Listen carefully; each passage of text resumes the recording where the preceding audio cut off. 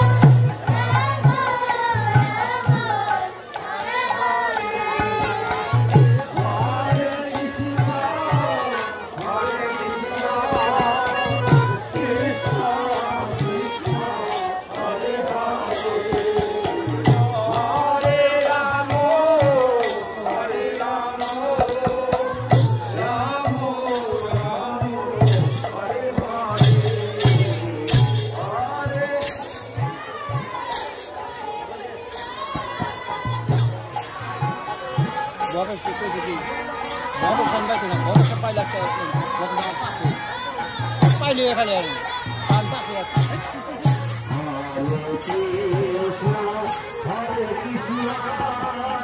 Buat ini siapa?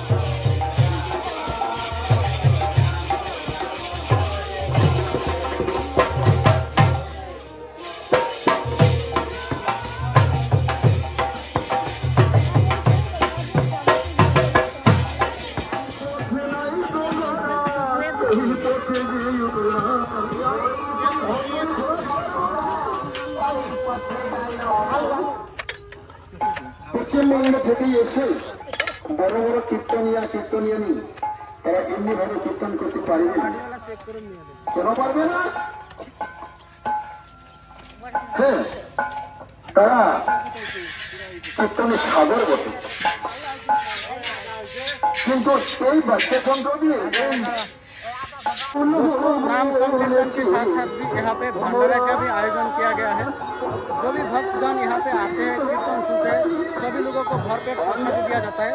तो चलिए मैं आप लोग को अभी रसोई खाना में लेकर चलता हूँ और प्रसादी कैसे तैयारी हो रहा है सब कुछ डिटेल्स में दिखा। वो स्थली है जहाँ पे प्रसाद वितरण किया जाता है। तो अभी तो खाली है, अभी भक्तगण आया नहीं है, तो थोड़ी टाइम बाद यहाँ पे पूरा भर जाएगा और प्रसाद भर जाएगा। तो चलिए मैं आप लोग को रसोई खाना में लेकर चलता हूँ। तो दोस्तों देखिए यहाँ पे हमारा मातागण सब लोग सब्जी काट रहा है, कोई आलू काट रहा है, कोई गोभी काट रहा है, कोई बैगन काट रहा है। और यहाँ पे देखिए मिर्ची को पीसा जा रहा है, गांव में इसी तरह पीसा जाता है। तो चलिए मैं आप लोग को अभी रसोई खाना में लेके चलता हूँ। तो दोस्तों ये है हमारा रसोई खाना। देखिए प्रसाद तैयार हो चुका है। यहाँ पे देखिए खिचड़ी, ये सारे खिचड़ी तैयारी हो चुका है देखिए। और यहाँ पे और बन रहा है देखिए।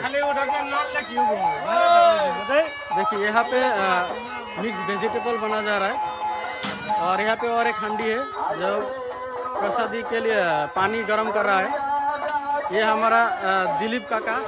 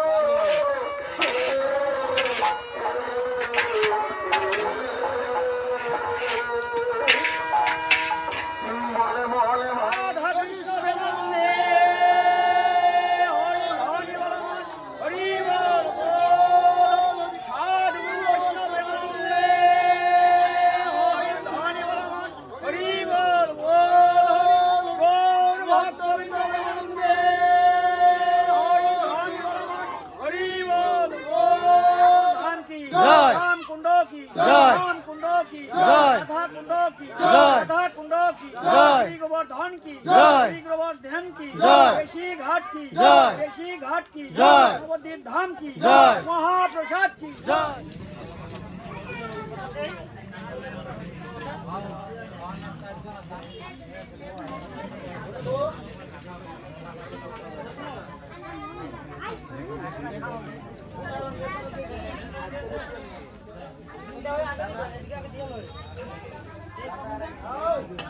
বন্ধ গুছে গেল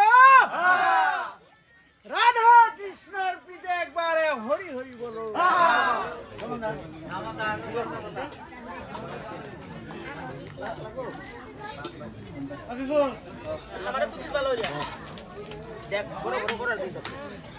ভক্তের বাঞ্ছা পূর্ণ করে নন্দের নন্দন, মথুরাতে কংস দংশ লঙ্কায় রাবণ, বকাসুর বদাদি কালিয়া দমন, নরোত্তম কহে সে নাম সংকীর্তন। সাধু হরে হরে